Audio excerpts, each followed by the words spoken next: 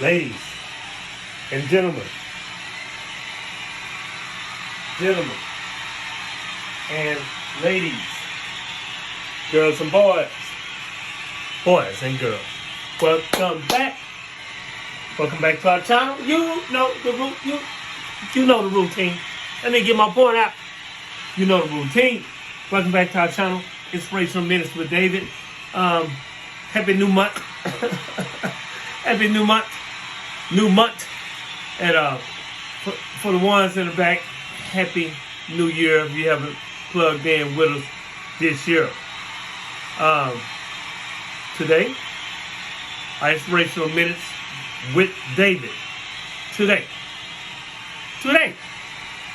it's going to be about you. I had to get my point.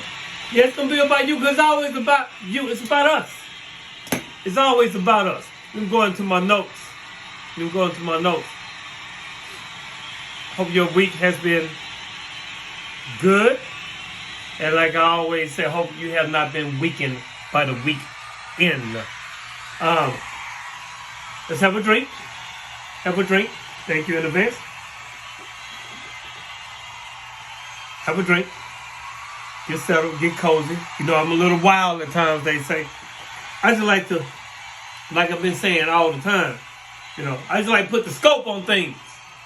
Have a born day coming next month. And got some new changes coming too. We still gonna be Inspirational Minutes with David, but with the fly, you know, competition. But I got some new things that I want to introduce. Other sides of who I am, what I am, and who I am. You know, I'm unapologetically aware. I'm unapologetically woke. We all are in this family. You know, you just can't piss on our leg and tell us that it's raining. But let me calm down. Our Inspirational Minutes with David today is properly entitled, We're All Living in a Cage with the Door Wide Open. And this is by George Lucas. I heard there was a famous quote of his. We're all living in a cage with the door wide open. Do you want to get out? So we're going to go down through today. I'm not going to give President Musk any of my attention today. Nah, not today. All right. We're all living in a cage with the door wide open. And we're going to talk about you're in this cage, right? A bird in a cage. I know why the caged bird sings, Maya Angelou. You know, I know why to have the audacity of woke. A memoir of a man who's been mentally asleep. I know why the caged bird sings. The caged bird, that caged bird was singing because it was really in a cage. It was caged, it was a bird, and it wanted to get out. It's all the troubles of the world. But you're in a cage. We're in a cage. There are people living in a cage with the door wide F open. See, you have to release materialistic identities for spiritual evolution. You have to release that. The journey of spiritual evolution is inherently tied to the process of relinquishing our materialistic identities. Oh. I gotta hold on to that, David. I don't want to release my materialistic identity. You see, this transaction requires a mindful detachment from the external validation fueled by social norms that frequently prioritize material success over spiritual and personal growth. To embark on this path means understanding that our true essence isn't confined to what we own, but rather it is intrinsic, waiting to be manifest beyond all physical realm. The perceptions and opinions of others often influence our sense of self, right? But it's crucial to not let these external judges define us.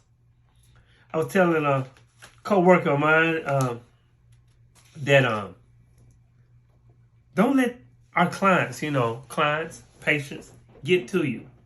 She had a client kind of got to her, and it moved her emotionally a little bit. And, if a person is not, I have this old adage in the way I live my life.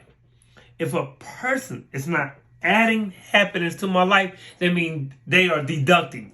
That means they are taking away happiness from me. I don't need any happiness taken away from me, because a person can't make me happy. They can only add or take away from it. You got it? You got it?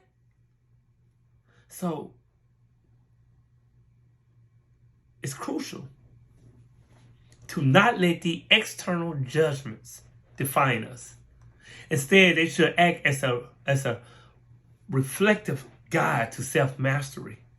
Embracing this mindset allows us to recognize that opinions of others may be rooted in their own materialistic pursuits and misunderstandings of our journey.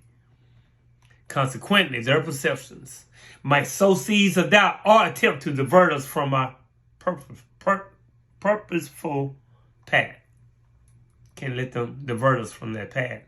That purpose. That path has a purpose. No, we're going to keep going straight along. You dig? Often, those who challenge our vision do so because they haven't yet transcended their own materialistic framework. Their limited understanding can arise from prioritizing external accolades over inner fulfillment. They allow such energies to dominate may cloud their intentions, or may cloud our intentions, hindering an authentic approach to life that values selfishness and humanitarianism over materialistic gains. Now, to foster a authentic positive change, okay, we must adopt a selfless mindset. You must adopt a selfless mindset to foster authentic positive change. Now, this involves a radical shift away from the identity formed by material values. It is this very identity that contributes to our spiritual strangulation and the collective development of humanity. By clinging to such material preoccupations, we inadvertently disempower our true selves, obstructing our spiritual growth potentials. Hence, the release from materialistic ideologies becomes an essential step in the evolution of self. It demands introspection and a re-evaluation of what constitutes true worth and purpose. As individuals and as a collective, shedding those constraints opens the path to a more profound, unified consciousness, which is attuned to the core values of compassion, love, letting out valuable energy, or living on value energy, letting out vulnerable emotions. Core values of compassion, empathy, and self-awareness. Only through this conscious detachment from the materialism can we realize our interconnectedness, and work towards the collective growth and the spiritual evolution of humanity. And by doing so, we cultivate an environment where authentic, soulful existence thrives, fostering a global community built upon mutual respect and understanding. Joseph Keel, thank you for that. See, we're all living in a cage with the door wide freaking open. The door wide can open. You're looking at it, the door open, but you're afraid to let go. You're afraid to step out. You're afraid to go in to come out, right? You talk about God and Jesus and all this, but you're afraid, right? So let's talk about Christ consciousness. You see, Christ consciousness is an elevated state of consciousness, a state in which we are connected to our higher selves. It's our true nature.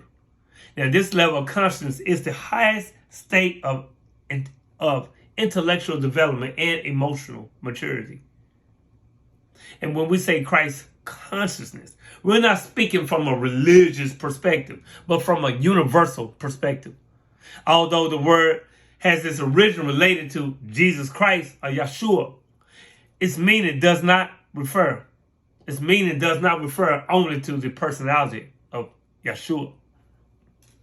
This word symbolizes the spiritual evolution, the spiritual evolution, and the spiritual evolution that Christ achieved. And it's a symbol of enlightenment achieved by spiritual teachers after a period of suffering. After a period of suffering. The isolated family member, the one who often feels out of place, misunderstood, or disconnected, is usually the one who is truly awake. They're the ones who see beyond the surface, who's questioning the why, who's questioning the norms, breaking generation patterns, and challenging what others simply accept. This isn't a role they choose lightly. It's often thrust upon them through a combination of awareness and inner strength. While others might cling on to old ways of comfort or fear. You know what fear is, right? Yeah, I say it all the time. Fake expectations appearing real. The isolated one dares to step outside the confines of inherent beliefs. They stay in a cage with the door wide open because it's been indoctrinated. You see? Traditions that have been going on forever. The parents lied to them. The parents lied to them. The parents lied to them. So this indoctrination, this is an indoctrination, right? That's been transformed and moved on to the next generation, on and on and on again. Confines of inherent beliefs, even if it means walking a lonely path. They see the dysfunction others rebuff, that others ignore, the unspoken truths others suppress, and the cycles that must be broken for growth to take place. But with awareness comes with a heavy light. With awareness comes heavy light upon your life. With awareness comes with heavy weight as well. The isolated one often carries the burden of understanding, navigating the tension between the love for their family and the recognition of what must change. They're labeled as difficult, different, or rebellious, not because they're any of those things, but because they refuse. They refuse to conform to the dynamics that no longer serve them anymore. Yet their isolation is a sign of strength, not weakness. It's proof of their courage to be the catalyst for transformation, even when the cost is high. Even when the cost is high, they have to do it. They are the ones who paved the way for healing, not just for themselves, but for the generations to come after them. Now, if you're the isolated one, know this. Your journey, it may feel lonely.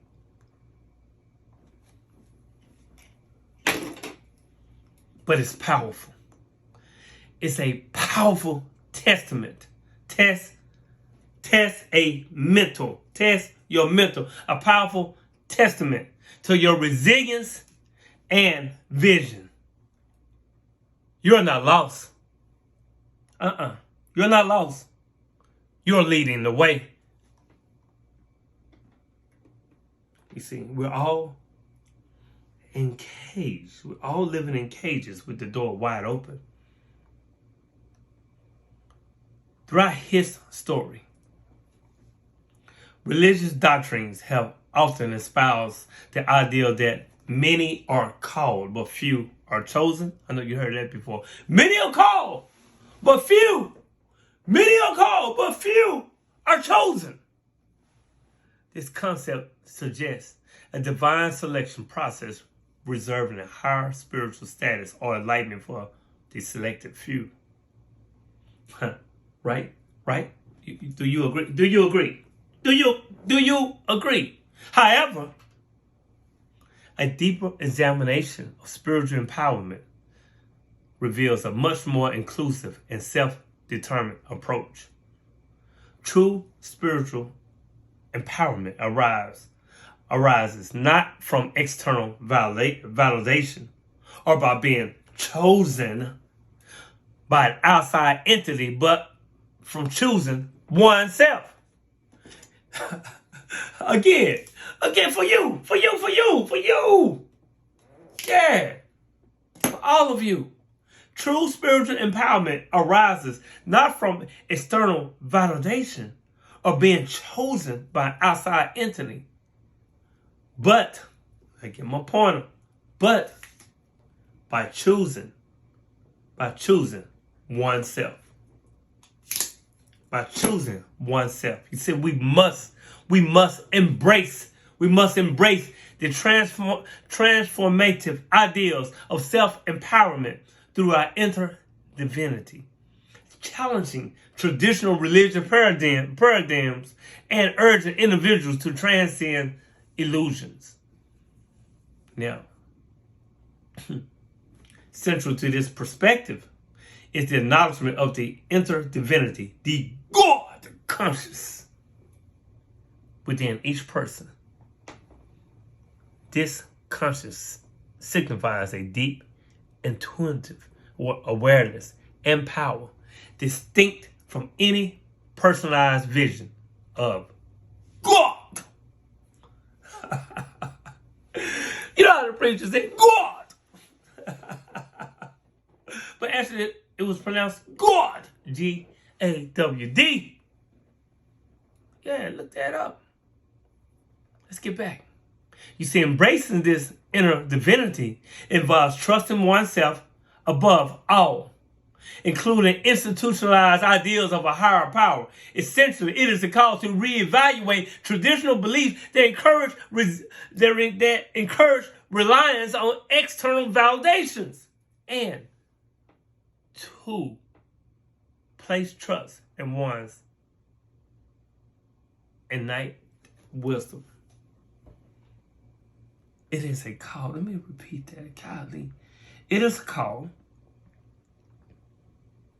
to reevaluate traditional beliefs that encourage reliance on external validations and to instead place trust in one's own innate wisdom. The teachings often attributed to the Christ who suggests that God is within you. Did it not say in your scriptures that ye are gods? That ye will do better works than I? His words, they say in the Bible. So, Christ suggested that God is within you. Support this notion of internal divinity and saying that believers are also a part of God. That he underscores the idea that worship and spirituality need not be tasks of outward submission, but rather is exercises of inward reflection and personal empowerment.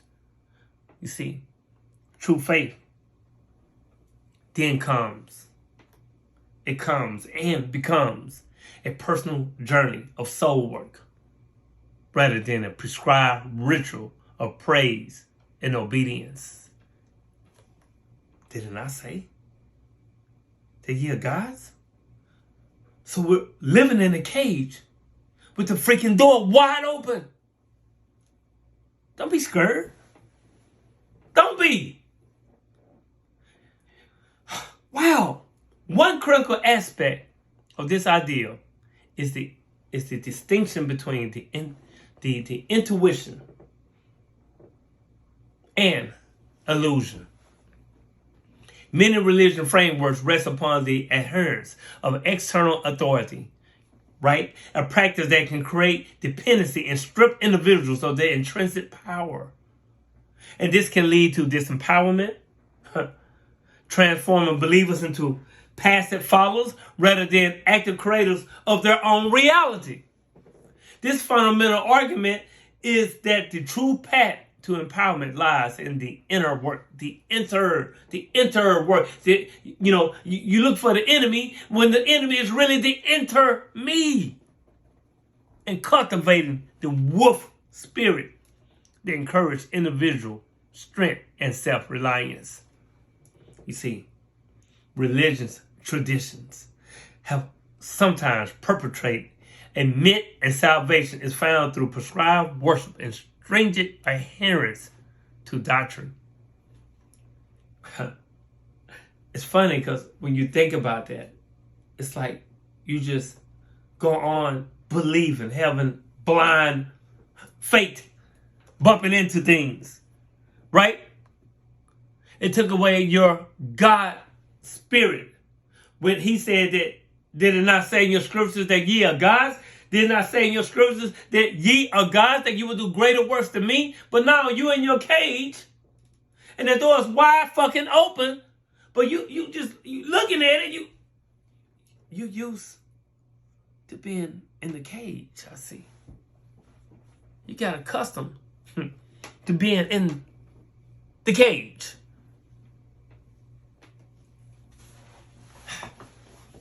This can serve to control rather than liberate, foster a cycle where individuals relinquish their power. However, this view overlooks the potential for personal growth, and enlightenment through self-discovery. What you afraid for? Why you scared? Why? Because it's new knowledge? It's something that, you was indoctrinating, you're afraid to step out? You at the pool and you just dipping your little toe in. You ain't dipping a big, you dipped a little baby toe in. No, jump up in that thing. Come out that cage. The door wide open. By engaging with one's inner divinity, individuals can break free from these constraints, creating a sense of heaven on earth through empowered choices and actions. Realizing, embracing spiritual empowerment involves examining inherent beliefs and choosing a path grounded in self-love and trust. It calls for recognizing the divine within and asserting its power to shape one's reality. By moving away from reliance on external authorities and embracing inner divinity, individuals can transcend illusions and truly become the chosen ones, not through divine selection, but through conscious, empowered choice. Now, this journey of self-empowerment enables the creation of reality that reflects the infinite potential within each person. The infinite potential in each person, facilitating the realization of a spiritual nirvana rooted in personal truth and authenticity. Mr. Kill, thanks. Wow. Getting to a closing point, but since, a lot of people living in a cage with the door wide open, let's talk about religion versus spirituality. I hear people all the time telling people that they're spiritual, not religions, right? Telling people that they are spiritual, but not religious, often greeted with a confused face. You know how they be looking. People often think of spirituality as something very strange and mysterious, right? They even struggle, right? They struggle. Like, what do you mean? What do you mean by that? So they struggle to differentiate it from religion, right? They struggle with that. to differentiate from religion, but this is only because people in modern day society, they have a fake expectations of appearing real. They have a fear. They have a fear of being manipulated and have a lack of knowledge when it comes to non-material subjects. See, the truth of the matter is that spirituality is perhaps the most natural thing there is. It is simply your own conscious self recognizing that you are more than just a body. You are more than just a body. That you are a soul with infinite potential. Infinite potential. Again. Society have a fear of being manipulated and have a lack of knowledge when it comes to non-material subjects. And the truth of the matter is that spirituality is perhaps the most natural thing there is. It is simply your own conscious self recognizing that you are more than just a body, that you are a soul with infinite potential. Step out that cage. The door open. You are a soul. You are God with infinite potential. You made it this far in our Inspirational Minutes with David. Hit the subscribe button, hit the bell notifications, let you know our channel is back on. Hit the like and share, helps the channel to grow. We got new things. I'm going to do new things this year as well. Working on a book, working on a lot of stuff. I know I say this all the time. Hit the comment button if you decide to come in. I'm not afraid. I'm not scared. I'm out of my cage. I know why the cage bird sings. But the song is over. It's time to move on and fly. Hit the like and share button.